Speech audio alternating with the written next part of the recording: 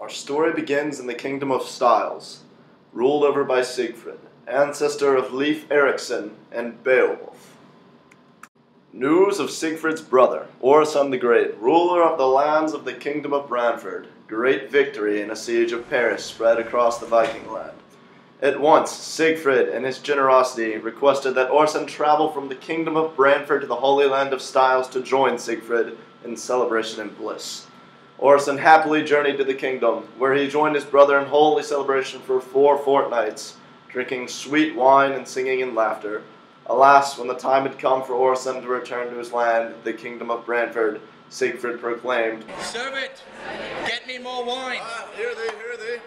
Everyone, toast to my brother Orson and his great victories in Paris. For food, for friendship, for the blessings of the day, we give you thanks. Amen. Amen.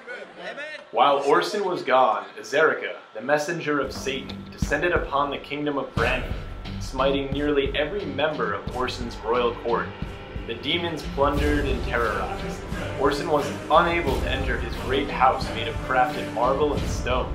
Azerica took the form of a hideous demon and sat upon Orson's jewels, breathing hellish fire on those that threatened his dominance.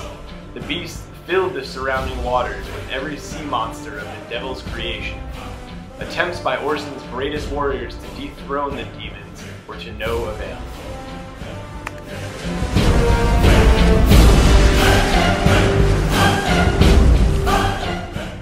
Siegfried, bloodthirsty for revenge, readied his ships and headed for Branford. Siegfried would seek to honor Arthur, Beowulf, Leif, and his other descendants in combat, spilling the blood of unholy demonic spirits in humble pagan fashion. The will of God had spoken. It was he who determined Siegfried would have to travel to Branford and destroy the unsightly Azerica, along with his gang of hideous sea monsters. To prepare for battle, Siegfried visited the lands of Jutland, Norway, Trondheim, and Scania in search of God's most fierce and brave warriors. He first traveled to the kingdom of Sturlingrad, where he met Ker, nephew of Hrothgar. Ker, the smartest warrior of all the land, was trained in the old Nordic tradition of strategic and tactical warfare. After successfully completing Siegfried's riddles and proving his intellectual worthiness and stealth-like combativeness, Ker was asked to join Siegfried in avenging both Orson and the Holy Kingdom of Branford. Without haste, Ker agreed. Then the men traveled to Stronglandia, on the island of Zealand. There they found Godi, the strongest warrior of them all. He spent his days lifting heavy objects, lifting them up and putting them down in a repetitive motion.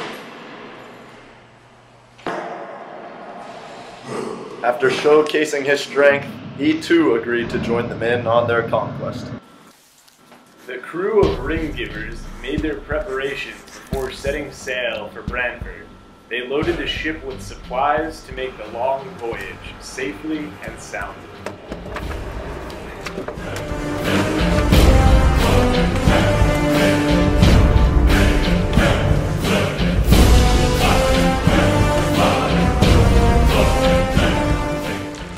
As Siegfried's ship drew closer to Branford, the wrath of the sea monsters came upon the crew. The great beast thrashed the boat, destroying the vessel's defensive structures. The monster's tentacles ripped man after man from the boat, pulling them into the depths of the Baltic Sea and tearing them into shreds. Godi, angered by the opposition, dove into the icy waters and brought each and every one of Azerica's sea demons to their demise, giving both Siegfried and Ker safe passage to the shores of Branford.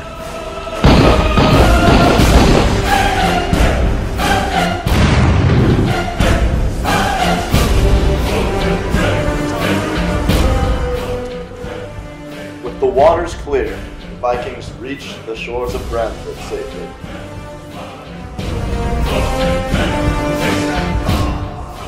The Vikings charged the demons. Evil could not withstand the compounding power of the brethren, and with a great heave, the demon was finished and thrown back to the depths of hell from which it came, and the sea monsters left with it. heaven shone down upon Orason's land, and with the terror gone, Orason praised the men for their help. With Orason's blessings, Sigfrid, Godi, and Kerr returned to their respective kingdoms. They proceeded to rule justly until their ascensions to Valhalla.